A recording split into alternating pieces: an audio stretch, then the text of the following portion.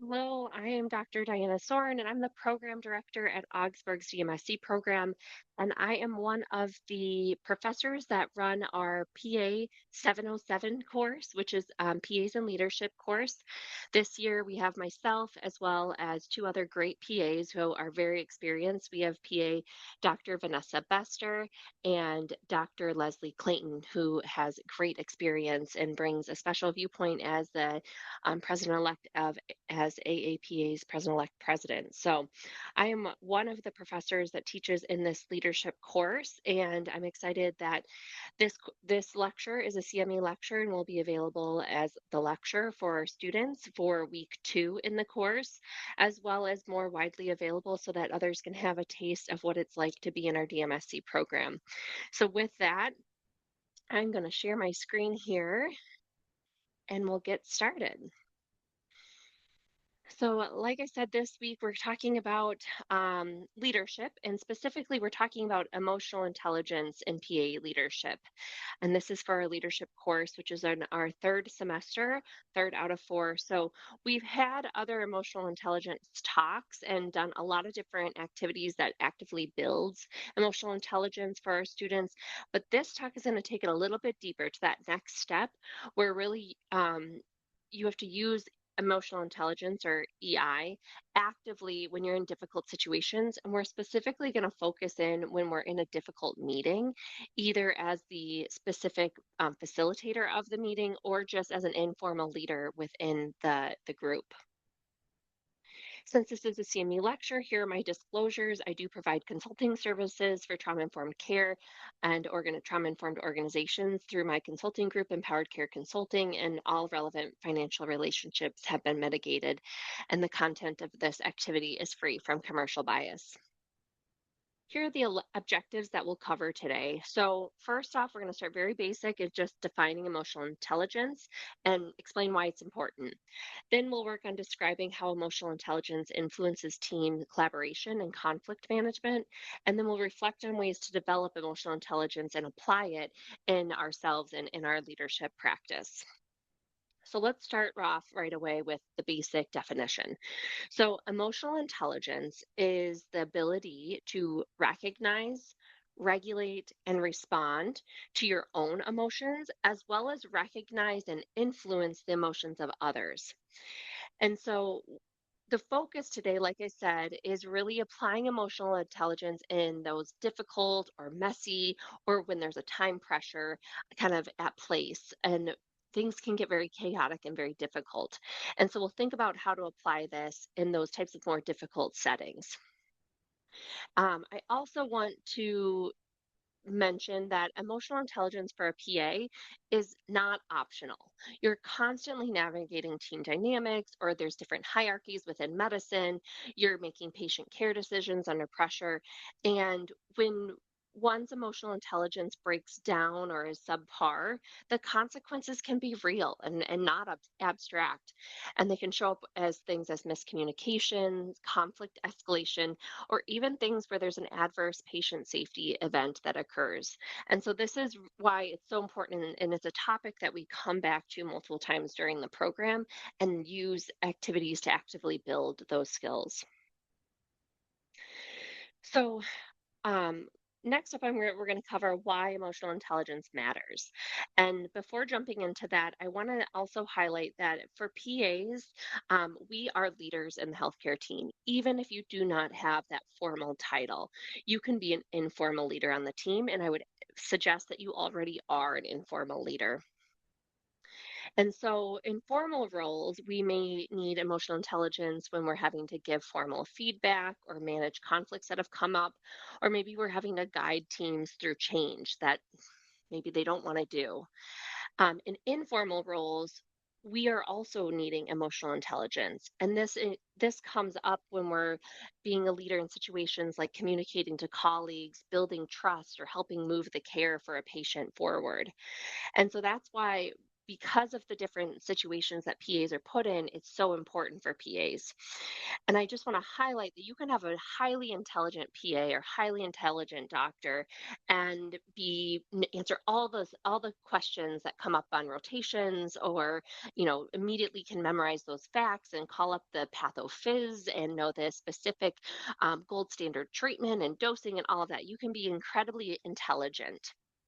However, if you have issues with emotional intelligence, you can struggle in your career. It may show up with harsh communications or abruptness, and even when you have the decision that's correct or maybe the best avenue forward for the patient, team members may not be as willing to collaborate, or they may be hesitant to ask you questions. Nurses may avoid clarifying orders, and others may just disengage completely. And so over time, this can lead to breakdown in communication, decreased morale, and like we mentioned, even patient safety concerns. And so that's where, as we build emotional intelligence, and this is a skill that can be built, it can help to bridge that gap between book smarts and knowledge intelligence to the emotional intelligence, and really combine to make your impact even greater.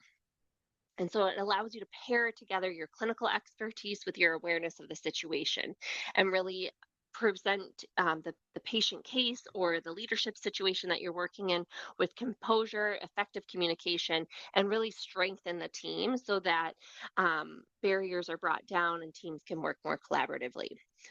And so here you can see some of the issues that we've laid out on the slide, where team dynamics can be improved, the trust can be improved, and ultimately you can improve your outcomes, which can be patient care if you're in the clinical setting, or organizational outcomes if you're more administrative or academic.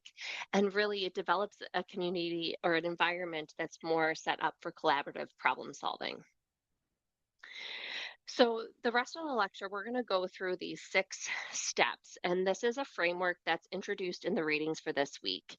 The reading is by a PA, and it's a really great book. I'm actually going to let you pull it up, and I'll show you that book here. Well, here's the example, the book that we're reading for this course. Really great book. I would highly recommend to check it out. It's unique that it's specific for the APP leaders, so PAs and nurse practitioners, and it's called Clinical Leadership by Michael Huckabee. And in this book, Huckabee goes through the adaptive leadership framework. And it's really a concept that works when you're in a messy or dynamic situation and have to kind of deal with people's emotions, which, let's get real, that's life. That's what we're that's the situations we're working in every day. And so, traditionally healthcare was very hierarchical, and like the leader was the doctor, and everyone just had to kind of do as the doctor said and listen to them. And so now, really, what we have to do is work in a more adaptive situation where there's fluctuating needs, different ideas, there's emotions, and the capacity to do things is fluctuating. And so, we're going to talk through these 6 adaptive leadership frameworks that he talks on. So the first one is to get on the balcony. And this really talks about, as a leader, when you're having to deal with a difficult situation, um, there's going to be times where you have to get into the nitty gritty details. And sometimes that's necessary and helpful. However, there are other times where you need to, as the leader, make sure you're stepping back and getting on the balcony. You need to make sure you're taking the holistic view and thinking of the issue at hand from an organizational, a systematic, and make sure you're in a systematic perspective, and making sure you're considering all the higher up considerations that are at play. And so let's think through this. So I can recall in my clinical situation a time where we sat in a meeting and we went around and around and around on the issue of a box, a plastic box that would bring labs from the clinic space to the lab, which was oftentimes on a different floor, had to walk quite a long ways to get it there.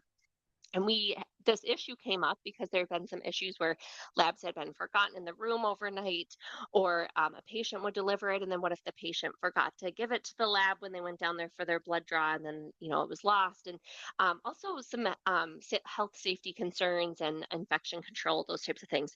So there are big issues at play that we needed to address. However, in the meeting, we started to go around and around and around on the box and just fixating on this one issue. And we were missing the larger issues that we were trying to address and how this really came to be. And really, we're trying to do this in a safe and timely manner that ensures accurate and timely arrival of the specimens to the lab. So, if you're in a meeting and you're noticing that people are starting to get very fixated on tiny details, it can be super helpful to step back and zoom out. This helps to redirect the conversation, helps to move the group in a more productive manner. And sometimes you actively need to say this.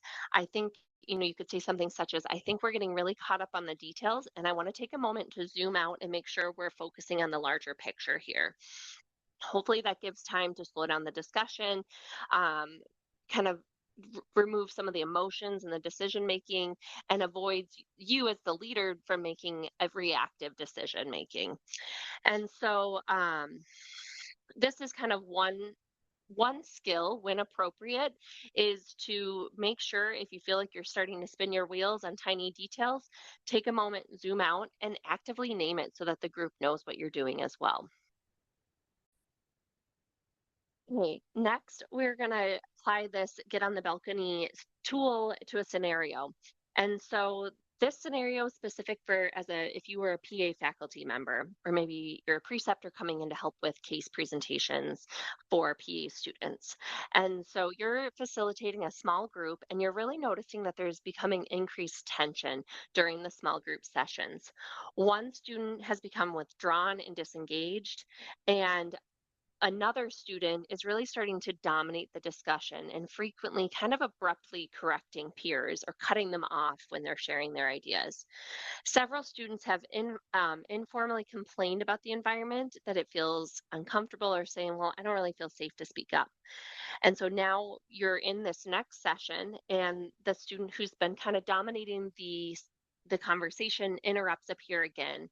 The quieter student shuts down completely, and the room becomes tense. You can feel all eyes turn to you as the faculty facilitator. So let's think about what it would look like to get on the balcony in this situation. So this is a multiple choice question. So choice A is to immediately address the dominant student in front of the group and instruct them to stop interrupting others. Choice B is to pause the session, reflect on the broader group dynamics, and consider patterns of participation, psychological safety in your own facilitation role before intervening.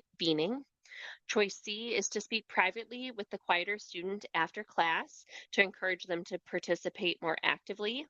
And choice D is to continue the session as planned to avoid disrupting the flow and address the concern later if needed. So I'm going to just give you a moment to think through those options, and I'll come back in about 1 minute to share my thoughts.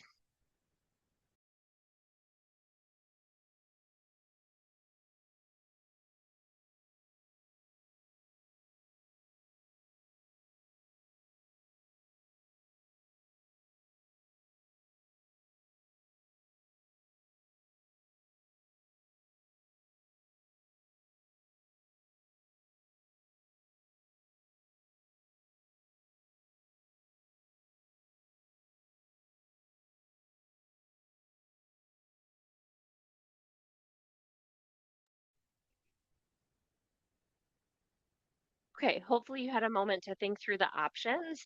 And for this scenario, the get on the balcony answer is the answer number B, where you're going to pause the session, reflect on the broader group dynamics, and consider these different aspects. Pausing the session may be actively calling it out and actually taking like a 2-minute break to let everyone kind of take a breather. And you could even call out kind of like, I'm feeling that there's some issues with the group engagement, and I'd like to just take a moment, everyone, let's reconvene in about 3 minutes, and let's go back and you're going to zoom out. Let's revisit the class expectations that we developed at the beginning of the year. Hopefully, you've done that and you can kind of call back on those kind of expectations that the group made together of how people want to engage and make sure that everyone's given a chance to talk. If you don't have something that was made by the group to fall back on, then, after that pause and you reconvene, you can kind of name what's going on. I'm seeing that not everyone's getting a chance to participate actively, and I want to make sure we're giving those options. So, different ways you could do this. Um, you could really kind of say, like, let's work together to develop these class norms. So, does anyone have an idea on how we could make sure that everyone gets a chance to share? During that pause, it would also be helpful for you to think through your own leadership role. And, in this small group situation, you're really the facilitator. You're not there to lecture the students or give them the right ideas. You're there to help them investigate the right ideas on their own. So you could maybe come back or maybe you're asking yourself this is how would the group like me to help the discussion and make sure that everyone has a spot to share? So some things you could come up with, or maybe the group comes up with these on their own, or other modifications of these, is that maybe you share the question at hand and then provide 3 minutes of quiet where people can think through it before you start sharing the answers to the larger group. Or maybe you have people pair up and share their thoughts, and then, having one of those people share to the larger group at a time after everyone's had a chance to share with the small group. So those are just some ideas, and the group may have other ideas, but that by pausing the session and kind of coming back to the expectations and the type of environment, the learning environment that you want and that the class wants, then you're able to kind of get on the balcony and see the higher perspective of that. We're here to explore issues. We're not here to have the right answer right away. And we want to make sure that everyone has the chance to engage in that and whatever manner is appropriate for them. I'll just quick go through the other answers. So choice A is kind of reacting at that small level, kind of in the weeds, where this may be necessary, but it may be helpful first to step back and kind of address how the group wants to interact in general and make sure that the learning environment is set up for success for everyone. Choice C kind of focuses on that one individual and misses the system dynamic at play of the group. And then choice D is kind of avoidance. And, this has already been a recurring problem. So it's, in some way we need to address it. So let's go to the concept number 2, which is adaptive challenges. And so this is all about identifying what an adaptive challenge is. So there are many different issues that will confront PA leaders. Some are going to be technical issues. So this may be really process-oriented issues, such as you need an ultrasound available at the time of the patient's appointment. It's ready, it's cleaned, it's turned on and functioning and in the room, ready to be used by the provider. Or maybe you're working on a process that's applying an electronic health record upgrade, and you need to get the order sets updated so that they're ready to go and make sure that they align with what needs to be in there. So those are very technical and process oriented issues. I would say that these are not adaptive challenges. Adaptive challenges are more complex, and really when you're having to involve multiple people, values, multiple systems, and no one's going to agree on the specific right answer because there's not one right answer. So here's kind of the definition of an adaptive challenge. It's when they're complex, system-based, there's multiple stakeholders, no clear solution, and involves values, habits, or beliefs. And so the key skill for this in emotional intelligence is being able to identify when you're dealing with an adaptive issue. So I want to step back and think to yourself, have you ever been sitting in a meeting and you can just feel the emotions are rising and people are starting to get frustrated or angry or upset about a subject? That's often a big clue that the issue you're dealing with is actually an adaptive challenge. And so knowing that and identifying it is key and really a strong skill of an emotionally intelligent leader. So, for example, I can think back to sitting in a meeting with other APPs in a group, and we were having to decide how to cover weekend call and how it was going to be distributed between the APPs.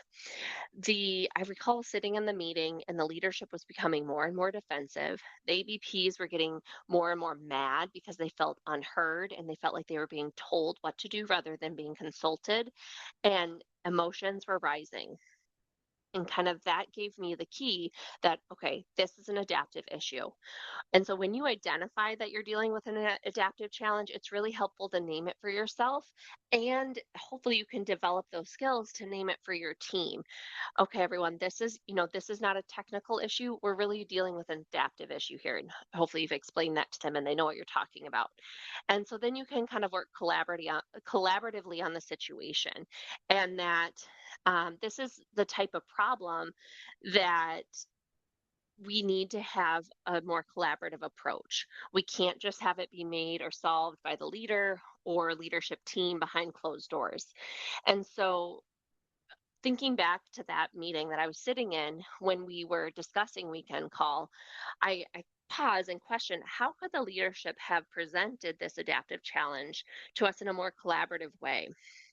And so EI is all about kind of identifying that and knowing when it's an adaptive challenge. Ideally, you do this from the beginning so that you can know you're going to need to use some of these tools. However, strong emotional intelligence will also include noticing it when you are dealing with an adaptive challenge that maybe was mislabeled.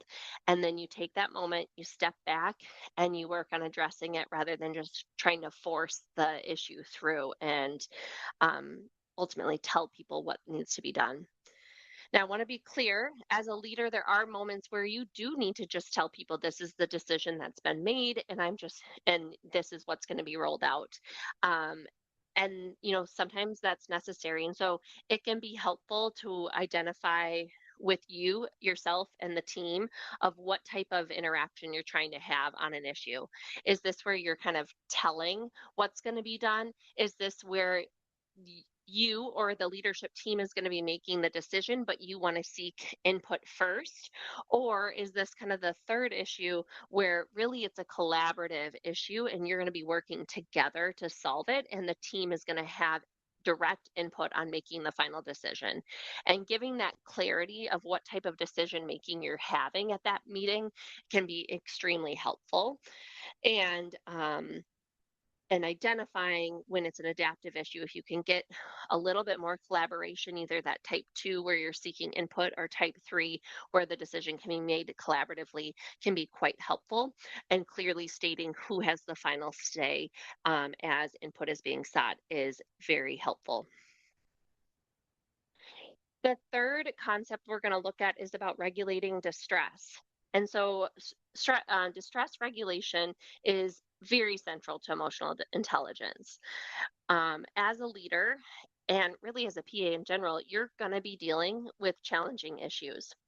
And these issues, when you're addressing them, they're going to cause discomfort. And if you're working with other people, there's going to inevitably be disagreements. There's no way to avoid that. And if avoidance is your goal, then you'll have a very difficult time as a leader. And so instead of trying to avoid conflict, an emotionally intelligent leader will work on building skills of distress regulation. And this not only helps you regulate your own distress, but if you can then bring that calmness and intentionality to the room, it'll help others regulate as well. And so the book highlights three different areas that we're going to look at with regulation, which is environment, conflict management, and self regulation. So let's look at those three components. So, the first one to help regulate distress is to be mindful of the environment. And so, if for the meeting, which is what we're talking about, is like, difficult meetings in this lecture, I would argue that the environment first starts with the agenda and sending it out ahead of time to help prepare people to be more regulated. If people know what to expect, they can better prepare, and it allows more time for them to process something if they need. And there's going to be different ways that people process information and prepare for a meeting and prepare to engage in the manner that they feel most comfortable with. If you think back to last semester's talk in our well-being course, we talked about inclusive practices, especially for um, neurodiversity within the workplace.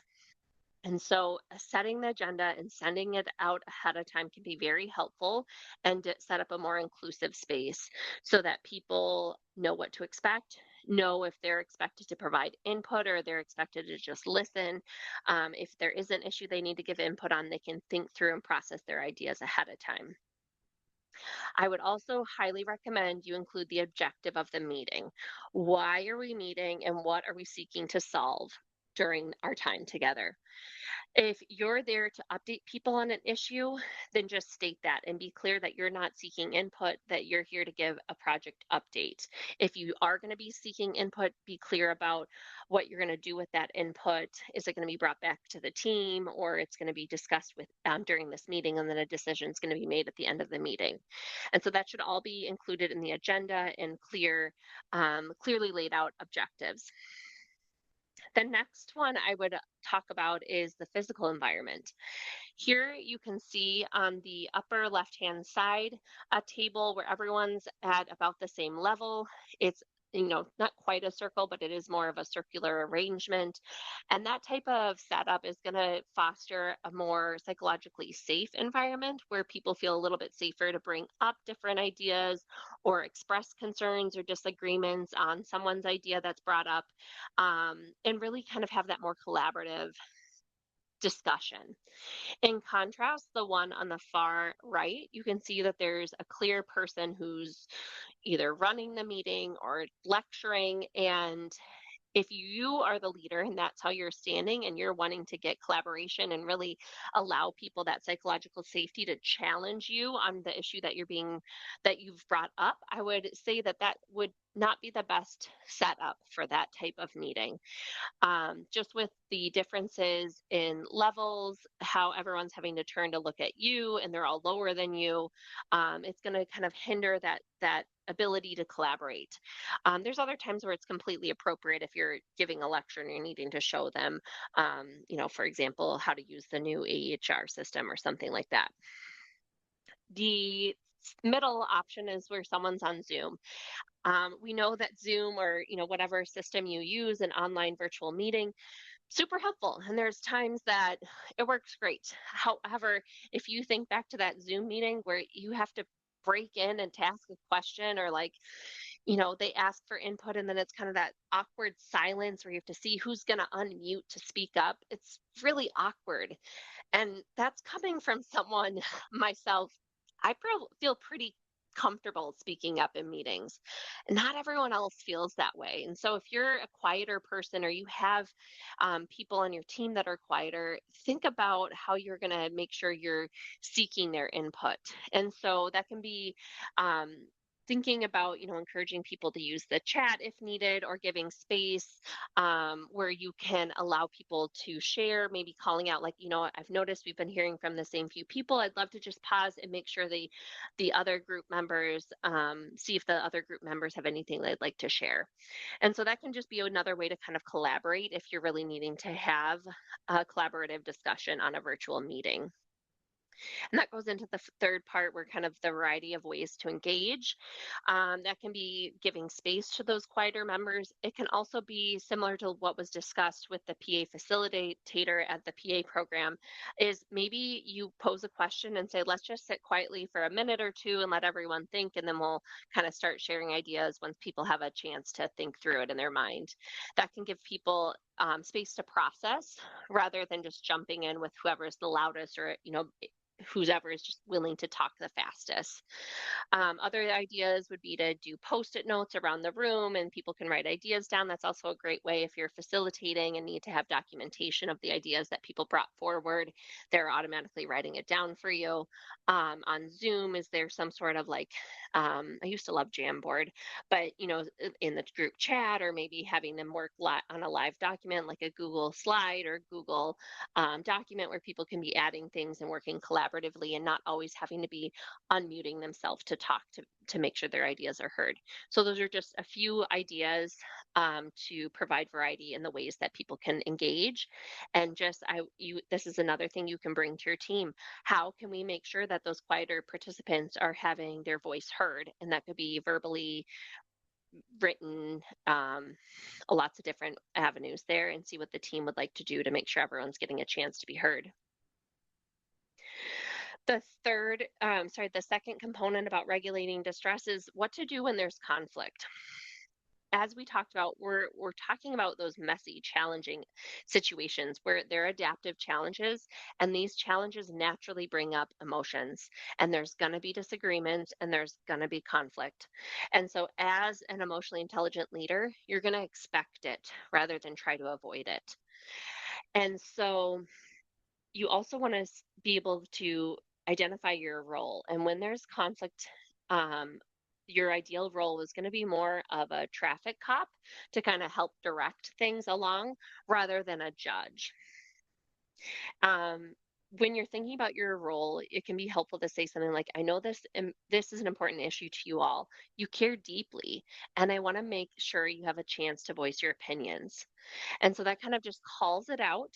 Because sometimes when we try to avoid that there is conflict, especially we're in Minnesota nice, we kind of want to sidestep things and not address it directly, but sometimes just calling it out, giving gives people that kind of space to just take a breath and relax a little bit. And so, calling it out and saying, I'm hearing that there's really two important issues here. You know, Sandy is bringing up X issue and Rob is really focusing on Y issue. I'd like to kind of separate them and as a group, focus in on X right now. And in 5 minutes, we'll come back and go to Y. And so that's kind of that traffic cop role where you're kind of directing the conversation. And instead of Sandy and Rob kind of just continuing to butt heads about what issue we need to focus on, they're both given that space and we can still address the issues even if they conflict with each other. If things are really getting heated, it can be helpful to have that clearly stated objective that you sent out ahead of time and use that to guide the discussion back and make it a little bit more productive. Why are you here? What is the objective? And that also kind of is the same skill of getting up on the balcony. We're kind of in the weeds arguing about these issues. Let's step back. We really need to focus on achieving this objective today. If things are getting really heated, I would highly recommend you take a break and have the group take a break and just allow things to slow down a little bit. And then you can come back and think about how you can do that more traffic cop role. Once again, kind of labeling what's going on and providing space for everyone to share, and do it in a more constructive manner. And then afterwards, after the meeting, it's always a good idea to check in with those people who really got emotional or felt that, just to make sure that I wanted to check in with you after the meeting. How did you feel like that went? And just see what they say. Another idea is if someone's really having an issue discussing this issue, the objective at hand, and is feeling very unheard, it can be helpful to step back and ask them, what would a solution look like for you? And just see what they're needing here. Are they just needing to vent, which is okay? Or are they just needing to feel heard and make sure this issue is really difficult for them? Or are they really needing something solved and that you need to collaborate with them and listen to them and work on finding a solution with them? And so, providing that space and that clarity is very helpful. The third segment of regulating distress is that self-regulation. And this is a concept that we've explored a lot in semester 2 in our well-being course, where we think about mindfulness. And then we introduce the idea of moving the energy afterwards. And we'll practice in the visualization activity that's next how to be more mindful in these meetings. I just want to comment on the moving the energy afterwards. As PAs, we're often told you were just in a difficult situation. You just saw a difficult patient or had to give someone very upsetting news or results, and then they got very upset. And that encounter finished, and you're supposed to just move on and see the next patient, or you're supposed to just you had this challenging meeting with your doctor, and he or she kind of told you what's going to happen, and you're quite upset, and then you're just supposed to move on and get going to see all the consults that came in while you were in that meeting. And that's not how the body works. We have to do something with that energy, and suppressing it or just shoving it down all the time is going to build up and eventually contribute to burnout. And so when we're kind of shoving that energy down, oftentimes it comes out in other ways, like, physical symptoms like headaches or GI distress. You may find yourself becoming more secluded, or, dreading work, or maybe you're leaning more heavily into, drinking more wine at night or something like that. And so I would challenge you, of when you've had one of these kind of difficult meetings or difficult interaction, take a moment, leave the situation, and give yourself like 1 minute if that's all you have. Check in with yourself and ask, what do I need? Do I need to just take a moment and get some water? Do I need to take a moment and eat a granola bar?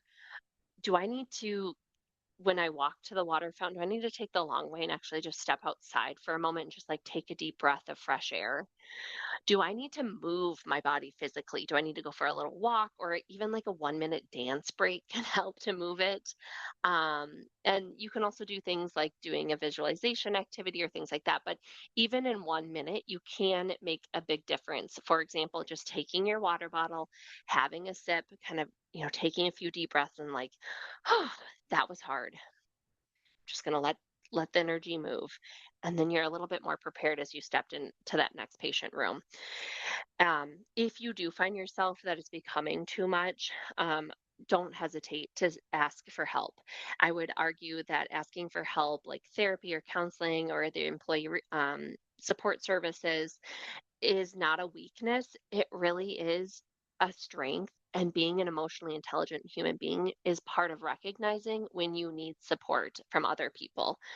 And so we talk about it a lot in the wellness course of, changing the narrative that if you struggle and have emotions as a PA because of the hard things you're part of or the hard things you see, that's natural. That's being a human, and needing help to process that, or building those skills to help process that is about growth, and that's not a sign of weakness.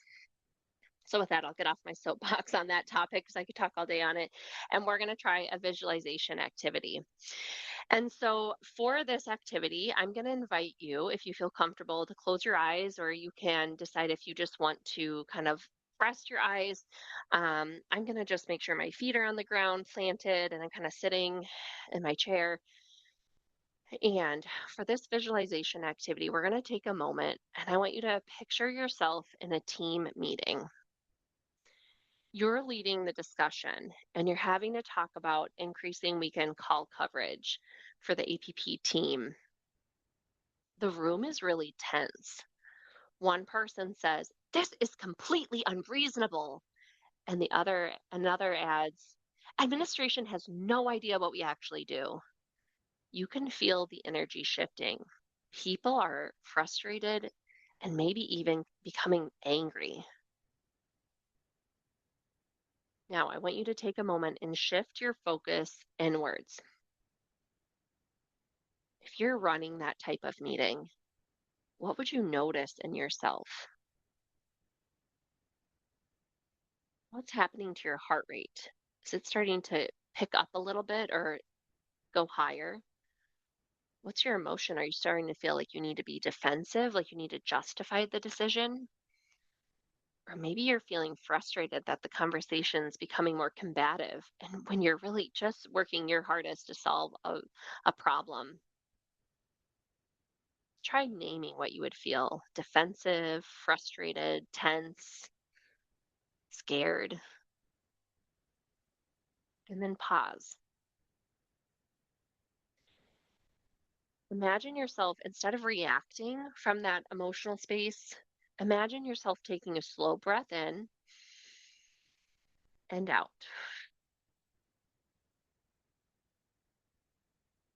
Notice if you're the type of person that has that urge to jump in, to correct, or to push back, or to focus on the positive, and just take a step back.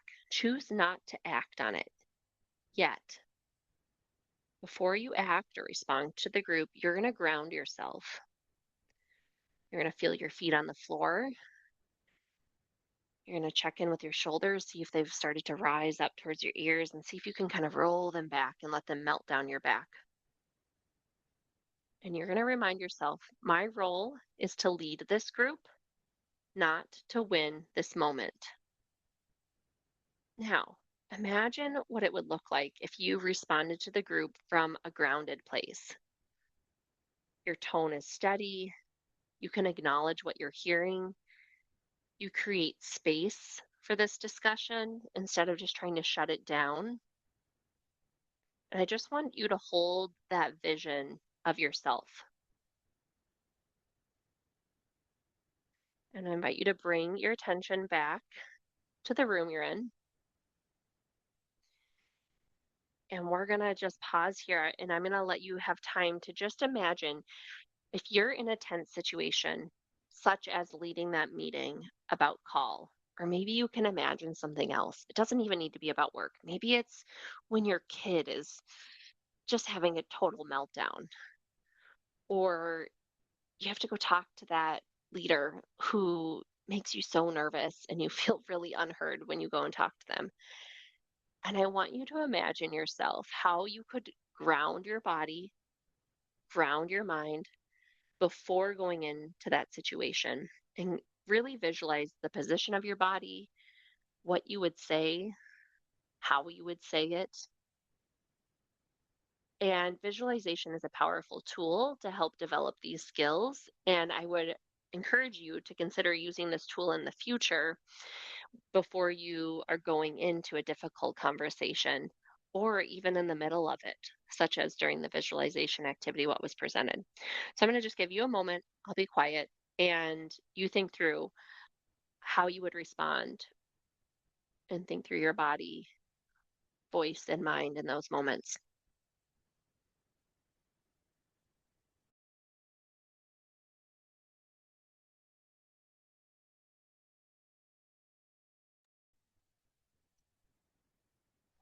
Okay, well, I hope you found that helpful to kind of think through and visualize how you could be in some of those difficult moments. And maybe you found this to be a useful tool that you can use in the future.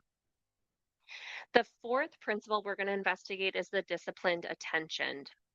And so this is really about after you've regulated yourself, the next challenge is maintaining how your attention is going and where it's going to.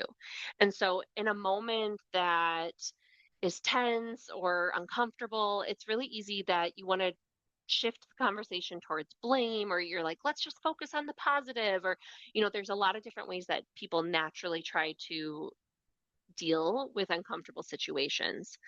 I know for myself, and many PAs are like this way. When I'm in an uncomfortable situation, I want to jump to solutions and I want to jump to helping people and solving the problem and moving forward.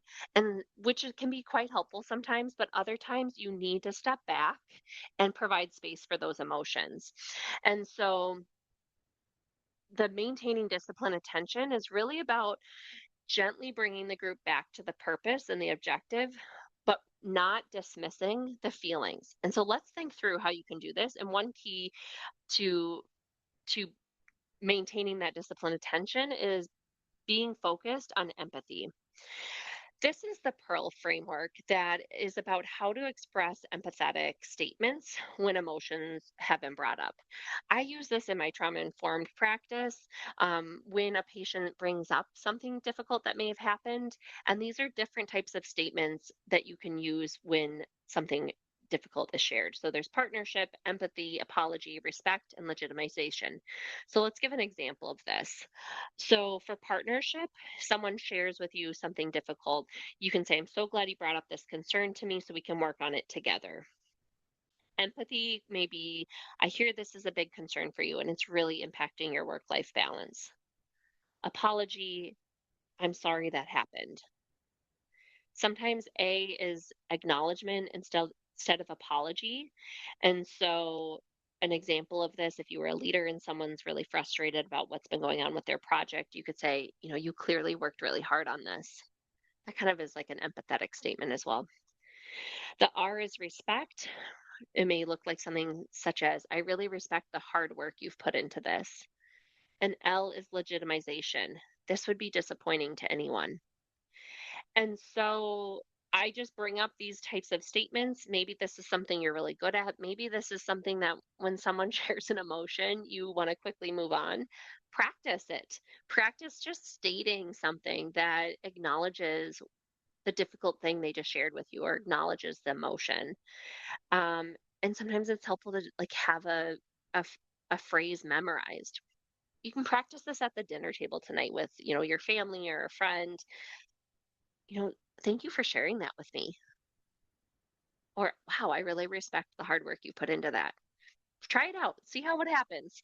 It can feel a little bit awkward at first if doesn't come natural to you, but then eventually you kind of build up this skill and it can happen um, a little bit more cleanly. And especially it can be hard when you're in those difficult situations. So practicing it in less high stake ones can be quite helpful. So here you can kind of see you want to acknowledge what they've said, you want to empathize with it, and then you want to support them.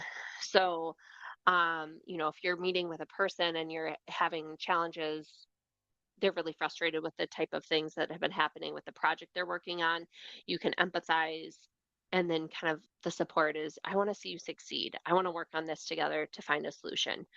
What does support from me look like to help you succeed? And then focus and listen, and dare I say, shut your mouth so you can listen to what they need. How can I help you succeed?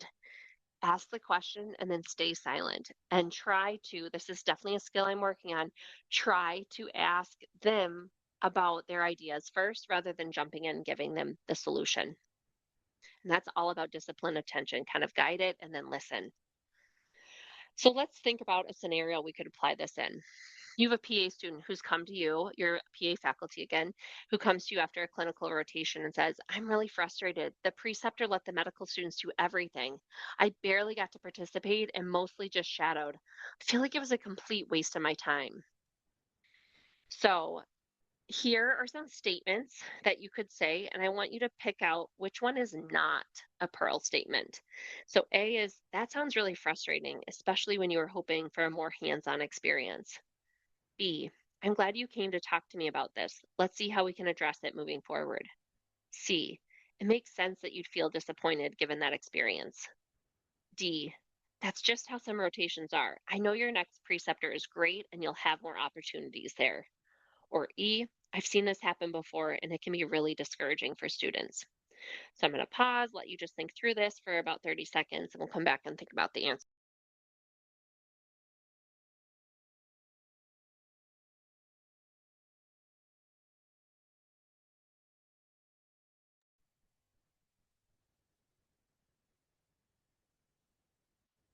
Okay, the answer for this is number D. D is actually a little bit dismissive and you're trying to make it too positive. You didn't take time to acknowledge the emotions or work on doing anything with this information. So you kind of disempowered the student. Why would they share this with you in the future if you're just going to kind of say, yep, but it'll get better in the future? The other options are going to really acknowledge what's going on and provide space for that emotion to be. What about when emotions aren't high? So, what if you're in a meeting that's quite frankly getting a little bit boring and you're like sitting there and you're like, why are we still talking about this? We need to move on. So, what do you do? Do you interrupt? Do you start just sitting there and thinking ahead in your own mind? Do you jump on your computer and start to multitask and start doing some emails? Do you skip summarizing what someone shared and just kind of like, okay, we'll just go forward with doing this? different people have different ways of dealing with meetings that they feel like are getting a little bit too repetitive. And not that they're bad, but it's good to build that emotional intelligence and notice what's your gap. What do you do? And by noticing it, you can kind of work on reframing how you want to respond to these type of more like quote unquote boring meetings. So you want to be more present, you want to pause, make sure you're not interrupting people, work on summarizing what they've said. Okay, Jen, so I just heard you said XYZ. I want to make sure we're meeting our objective for the meeting, that we make a decision on this. How do people feel about going forward to vote on what we should do? Or whatever it would be. Or thank you, John. I've heard this. I'm going to record it. Let me make sure I got this right. You want XYZ. I'm going to bring this back to the leadership team and then I'll follow up with you in a week. Those are just some examples. I know my biggest gap is that thinking ahead of like you kind of stop listening to the people that are kind of going on and you're thinking about what you're going to say or you're thinking about something totally unrelated. And so just being aware of that, if I catch myself like, oh, okay, what do I need to do? Like maybe I need to shift my body. Maybe I need to really listen and practice. Okay, I'm going to summarize what they say. So I'm going to focus in here and just noticing it and then adapting. Okay, we're almost done here. Number 5 is to give the work back. And so when you're in an adaptive challenge, a good leader will provide clarity and support, but a good leader is not about doing all the work. How many times, if you were not a leader, did you have a great idea and you're like, okay, I'm going to bring it up to my leadership, and you take time to think it through and present it, and then nothing happens? That is so frustrating. And oftentimes the issue isn't that leadership didn't care or leadership didn't like your idea. It's just that leadership doesn't have enough time to take on that new project. And so an emotionally intelligent trait of a highly emotionally intelligent leader will notice like, oh my gosh, I have a team or I have this person who's passionate about something and I do not have the capacity to do this project that they're talking about, but how can I empower the team to run with their ideas? And so the leader will recognize and know when to sit back and work to get the resources to empower the team and really ask themselves like, what can I do to help the team succeed? um, when you do this, when you give the work back rather than just micromanage or do it all yourself, it may take time. It may be more complicated. It may be longer. It may not be as efficient as you could do it if you just did it yourself. But part of growing that team and being a really good leader that develops others is pausing. Don't step in unless it's necessary. Let them work through it, but also be there with support and asking them, how can I help you to make you more successful? In the long term, this will really improve not only what the team can get done, but also improve the team morale and the effectiveness of the team. When the team is working on a project, if the leaders ask for their opinion, a good emotionally intelligent leader will refrain from providing it immediately unless it's necessary. So instead of giving their opinion, they may instead ask reflective questions to help the team think through it on their own way. And that's really about developing them. So for that, if someone asks you something, you may say something like, let me give you the context I'm aware of, but then I think the team should decide since this is a collaborative project. And then you give them the context that they need to think about when they're making their decision. I wanted to highlight one tool is the power of how. And so how questions can be very powerful influencers. And this is something we're going to talk about in PA 801, our last leadership course. And as you're working, I would challenge you to think about how you can phrase questions as how. So, for example, you can ask, well, how would we do that? The power of how is so impactful because sometimes it's an alternative to saying no. So if someone comes to you and says, we need to do this, and you're like, no, there's no way. We don't have the budget. We don't have the resources. Like, you need to get back to seeing patients. Like, how disheartening would it be for the leader to say that to someone who has a great idea? Instead, ask them, okay, how help me understand this. How would we do this? Like, walk me through this. How could we, start that new program in our current environment? And your tone is really important. You don't want to ask like, be belittling them with the how question, but it's so powerful because you're essentially saying no in a way that makes them think about the scenario. And ultimately, they may come up with a solution that addresses the concerns you have. And so it avoids a no and it gets others to consider your viewpoint and do the problem solving for you. So that'll be something more we'll learn about when we're investigating influence next semester. So let's think of a scenario. So a group of APPs comes to you frustrated about the inconsistent weekend call expectations across the providers. Which one is the most appropriate for this adaptive challenge?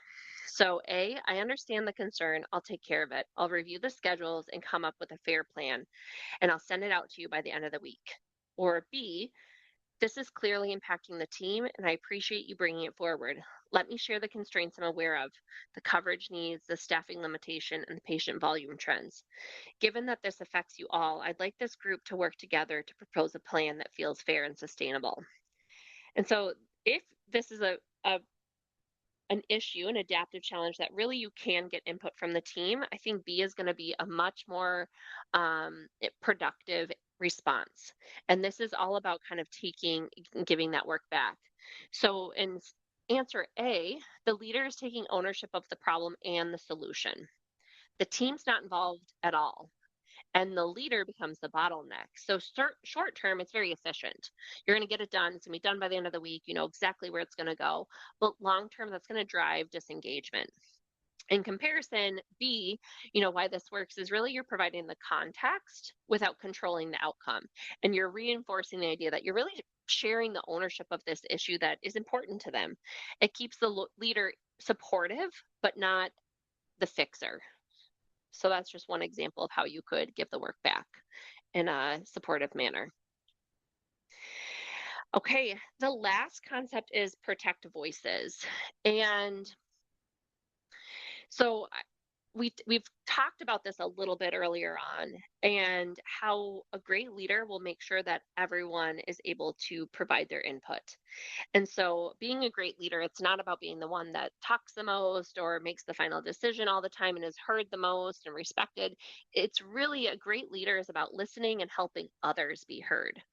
And so we've talked about some team dynamics, but oftentimes there's going to be individuals whose voices carry more weight, or maybe they're the loudest or the fastest to jump in, or maybe they have the most experience on an issue. There's a lot of different dynamics that can be at play in groups and at meetings. There are also often quieter voices, and they may feel marginalized. The book, The Clinical Leadership for Physician Assistants and Nurse Practitioners by Michael Huckabee, discusses this LMX theory. And this often describes it as the out group who may feel less included, less influential, or less comfortable speaking up. And so the quieter voices are very easy to overlook, especially when you're in a fast-paced clinical environment or academic environment where we got to make decisions. And so oftentimes just you seek input, you hear who speaks up and you move on. But the quiet voices often have really important insights and they may better understand the workflow, the patient safety, team dynamics. For example, getting the medical assistants input on an issue. If you have a quick meeting on the side during rounds and you're only letting the doctor speak up and give their input, you may be missing maybe the PT who's a little bit quieter and soft spoken, has really different insight that could really improve the outcomes. And so just being mindful of those types of quieter voices. I also want to call out that there's often loud dissenters in the room. These are the individuals who are very comfortable speaking up and sometimes quite forcefully. And it can be tempting to either shut them down quickly or, on the other hand, let them dominate the conversation and just let them talk. It's easier than kind of confronting that. And doing that, either trying to shut them down or let them take over the conversation, really misses the mark of what we're trying to do as an emotionally intelligent leader. And so when you're protecting the voices from below, you got to manage both dynamics. You got to create space for those quieter voices while channeling those strong dissent voices in a way that becomes more productive rather than disruptive. And so when time's limited, it's easier to kind of let those vocal people drive the conversation, but that can often backfire and have, in the long run, more tension. You are building hindering your psychological safety of the group. And over time, more and more people stop speaking up, engagement drops, you're less innovative. And so it can be really challenging. So let's think through how you would do that if someone's speaking up and you're not hearing everyone's voices. Here are some phrases. I would like to hear from someone who's not had a chance to speak yet. Or you could notice the pattern and name it. I'm hearing a few consistent perspectives. Does anyone else see this differently? You may redirect the loud dissenter. I hear you have strong concerns about this, but let's make sure we hear from others before I respond. Or invite the quieter voice, and this depends how well you know them. But Alex, you've been working closely on this process. What's your experience been? You can also create structure, such as, okay, we're going to go around and get one thought from each person on this issue before we make a decision. In the clinical setting, you could also do something, if you're a PA and wanting to call in someone like a medical assistant or a newer team member, um, that it could be doing that. Alex, I know you're coming from an outside system. I'd love to hear your perspective on how they handled this process.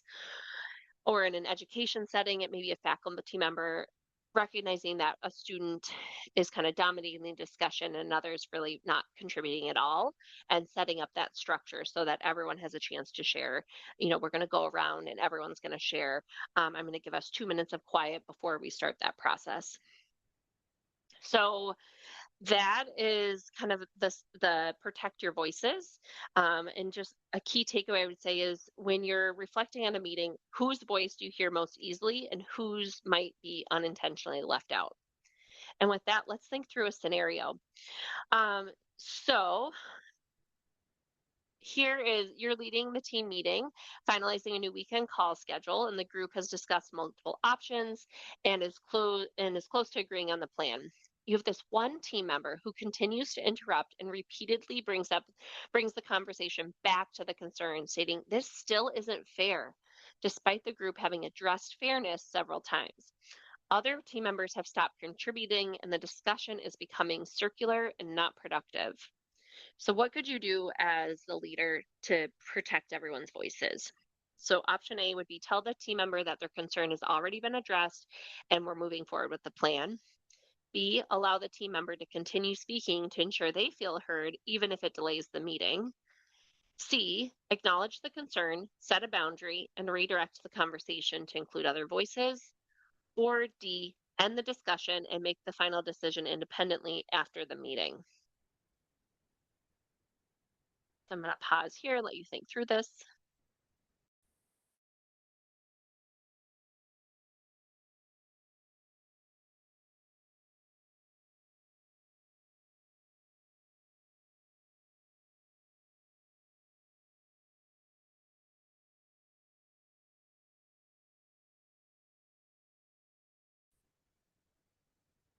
Okay, so we'll come back. Um, the goal in this scenario for the leader is to balance three things. So you need to acknowledge the concern, you need to maintain structure, and you need to protect the group. And so option C does all three of these. So an effective response might look like this. I hear that fairness is still a major concern for you, and I appreciate you raising it. We have discussed it a few times, and I want to make sure we also hear from others and keep us moving forward. Let's pause on that point for now and get input from the rest of the group. So, this approach, you're using emotional intelligence to acknowledge the concern, trying not to dismiss it. You're maintaining that disciplined attention by preventing the group from getting stuck in that loop. You're protecting the voices from below by creating space for others. And you're kind of doing it in a way that's moving the group forward. The other options, A, you're really kind of shutting down the person and can actually escalate tensions or damage trust. B, you prioritize one voice at the expense of the other and really derailing away from the objective. And then D, you're removing collaboration entirely and it's undermining the whole team engagement process. So this is a moment where leadership's not about solving the problem faster, but about managing the dynamics of the group so a better decision can be made. So that summarizes our six components for this talk on emotional intelligent leadership. The assignment for the week for our students is you're going to be doing a leadership feedback snapshot where you're going to seek feedback on your leadership from a person. And I want you to specifically ask, when have you seen me in a team or a leadership situation? And what is one thing I do effectively? And what's one thing I could do differently to be more effective? And so I wanted to pick one person and think about this could be someone in the classmate, like maybe you're picking someone from your 705 from last semester when you had to do the group project on an innovation strategy. Maybe you're talking to one of those classmates. Maybe you're talking to a colleague. Maybe you're talking to your boss. There's a bunch of different people.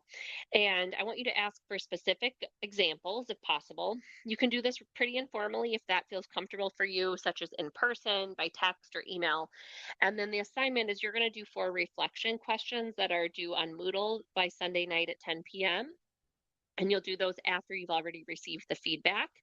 Hopefully, this will give you time to practice some of the self regulation when you receive the feedback to kind of see what emotions come up when you received it, work on identifying them, naming them, and stepping back to view the feedback from a more objective viewpoint. And those reflection questions should help you do that. Um, you'll also just be giving me some high level overviews like who you asked. I don't need their name, but give me their role and relationship, and give me the key feedback. What was the strength area? What was the area for growth? And then you're going to kind of look at your reactions and your takeaway, and this will kind of come together in the next 2 weeks as we're working to develop your leadership further. Lastly, to claim CME for the talk, please email me. I know our students have linked to do the survey, and then we email you credit. Just please email me, Soren, SORAN, at augsburg.edu. And there's just a brief survey that AAPA requires for us to do, and then we'll be able to send you your Category 1 certificate. This does need to be done and completed by August 15th of this year to get that CME. And so with that, that is the end of our talk here. And I greatly appreciate you coming, and hopefully you've enjoyed this conversation and found it useful. Please reach out with any questions or concerns.